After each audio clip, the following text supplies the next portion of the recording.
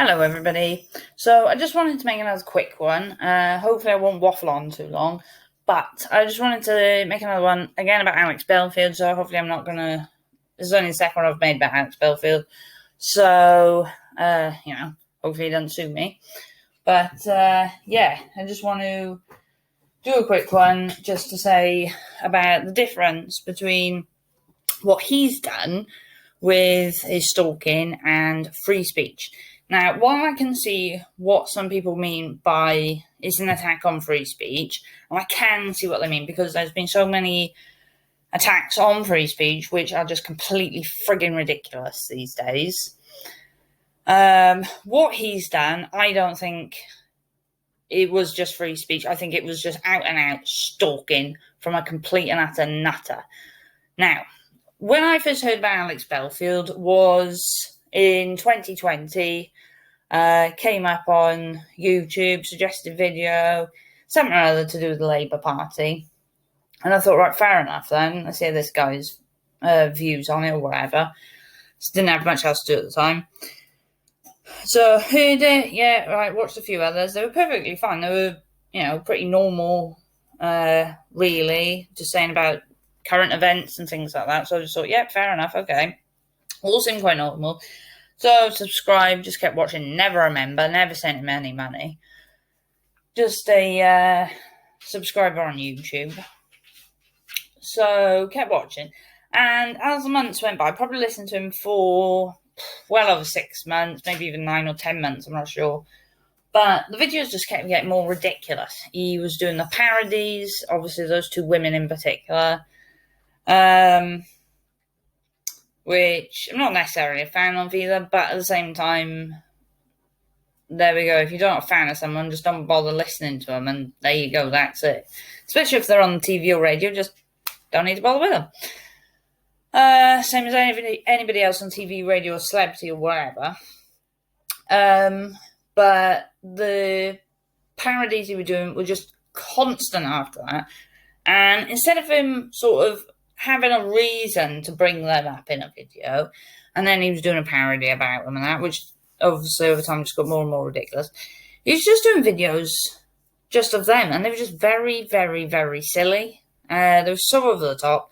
The innuendos were just boring after a bit. It's like the first couple of times you hear him, you think, oh yeah, that's funny. And that, considering he was supposed to be a bit of a comedian. But then after a bit, it was just like, it was like watching a stand-up DVD over and over again every single day.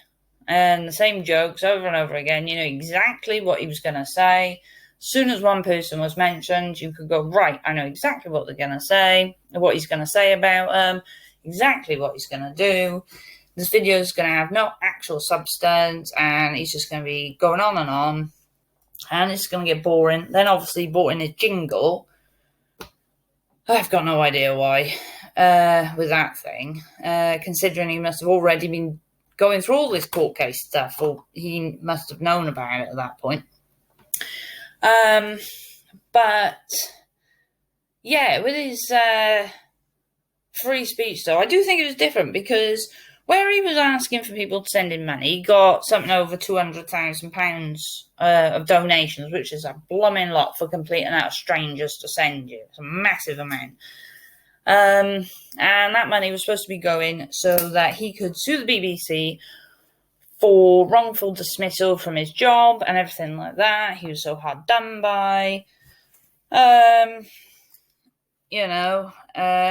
he kept going on about, he didn't even have a pot left.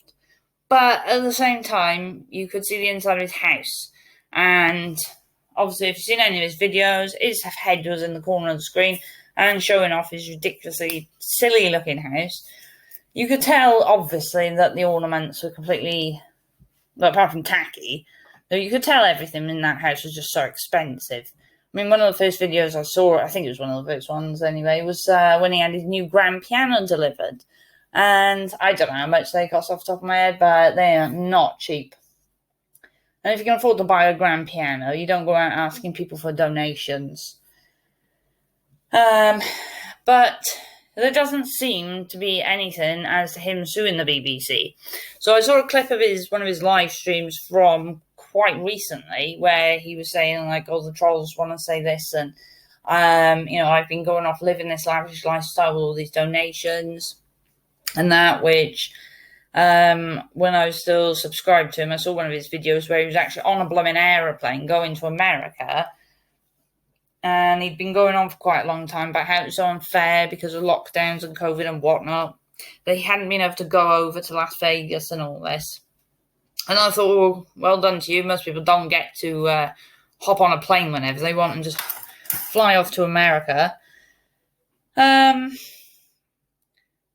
But he obviously had quite a bit of money. He mentioned in the video as well that he was getting 10 grand. That's what he was getting from YouTube, was 10 grand. Now, the way he was living and his quite tacky ornaments, seemed like that was more like 10 grand a month, really. I'm going to say it was more like 10 grand a month he was getting for the way he was living. Which by anybody's standards, that's a lot of money to have every single month. Those dog treats didn't cost that much. But those tacky ornaments, a grand piano and constant holidays and this, that and the other, will add up to that sort of money. But anyway, he was reading out, on that bit of the live stream I saw, he was reading out a lot of receipts because all these trolls have been coming at him and things like that. Saying, oh, show us the receipts, show us the receipts.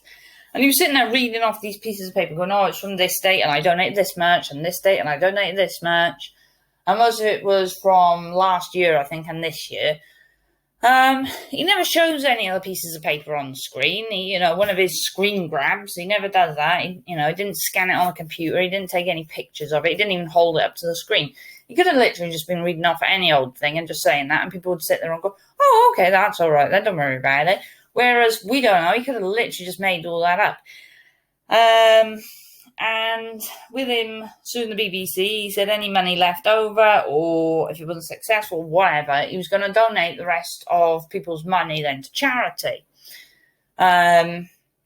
Which at the time I thought, well, that's a bit unfortunate because people have donated it and then the money's just going to go to charity, which they could have just done that themselves, basically.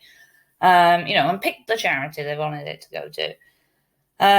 Which I think would have been more fitting with free speech because they could have picked the charity that they would have preferred, because perhaps maybe there's some charities that people wouldn't want to donate to. But he had over 200 grand. He said then on the clip that it had gone towards lawyer fees. He didn't have a lawyer sort of representing him in court, which most people would do. He had to do that to sort of clue him up then to go into court, which just seemed absolutely ridiculous. He also mentioned as well that a load of the money, where the police had apparently taken off all these laptops and raided his house and taken his phones and everything like that, which was to do with threats from threats from BBC employees and things like that against him. So he'd lost everything. He was taken in, he had his front door bashed in, or as he kept saying, his back door bashed in, taken off to the police station. Internal search, which then he was apparently let out 4 minutes later then, which seemed absolutely ridiculous.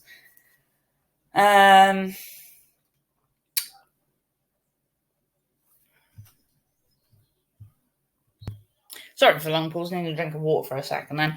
So, why I don't think it's free speech, though, either, is the level that he's gone to for all his victims, and they are victims because it's been proven in a court of law.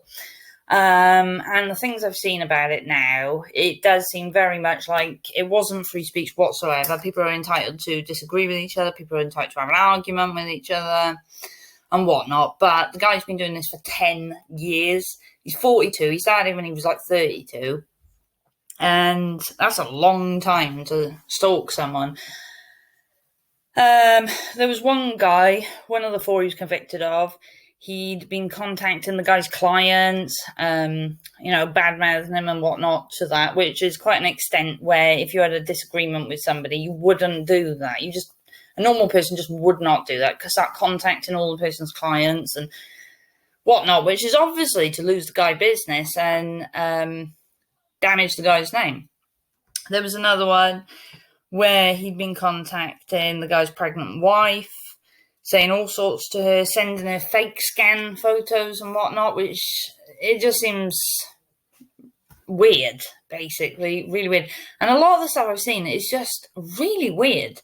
And yeah, while he hasn't gone and physically harmed anybody, and he hasn't, but psychological damage he's done is actually quite incredible. Because there's quite a few things where he's been contacting other people to do with that person. Which, if you just have an argument with someone, this just seems ridiculous. And to do it for 10 years is just nuts, really. So when I was looking for stuff this morning to do with it, because I knew his court case was up today, and there was one guy who came out, which was another radio show host, and I thought, oh, okay, fair enough. I didn't know that guy was to do with any of it. So I don't know if he was one of the 8, one of maybe the 4 not convicted. I'm really not sure at all. But I thought, oh, okay, fair enough. I've heard him a couple of times, not a fan, so I just don't bother listening to him. As most normal people just do. They just, if they don't really like someone, they just don't bother listening to him. So there you go. But I went to click on the video, which was saying between the two, and I thought, oh, okay, right, okay, fair enough. I clicked on the wrong video. I don't know how, but I clicked on the wrong video. And the video that I did play, though, which was, I think, about 11 minutes long or something, it was honestly, to be perfectly honest, and not woke or anything, but it was actually quite disturbing. Because when you've now found out about what he's been doing, and the fact of we'll never know the extent of stalking and nuttiness he's been doing over the past 10 years, we're never going to find out properly. The only person who's going to know that is blooming Alex Belfield himself. But the video I saw, honestly, it really did prove a lot, actually, that the guy is literally just an absolute nutter. And so that's why I think as well that it's not free speech at all, because, I mean, the guy went to so much extent constantly contacting people, constantly contacting those people's families, and constantly contacting other people that person knew in their life as well, which was nothing to do with Belfield at all. He had no reason to do it at all. But the video I saw, though, it really did just sum up the fact he is just a friggin' nutter. So I'll put a link in the description below. Hopefully it's still on YouTube, fingers crossed. It was only a few hours ago I saw it. First thing this morning. So fingers crossed it's still on there. I'll put a link in anyway. It's the talk show host, what is it now? Talk Radio, Ian Lee. And this guy rings in called Andy. And you can hear it's Belfield, and it's really, really strange. I honestly think you have a listen to it and honestly decide for yourself, because I think that shows how much of a nutter he must have been. And it's just like, I think it's about 11 minutes long or something, but it is just a glimpse into the extent of it. So the fact he was done for stalking, and that I think is actually quite fair. I think he should have got longer personally, but there you go. I don't know. But yeah, I definitely agree. He's a stalker, and I don't think this is an attack on free speech. There's so many people who really have had an attack on free speech, and it is a massive, massive problem.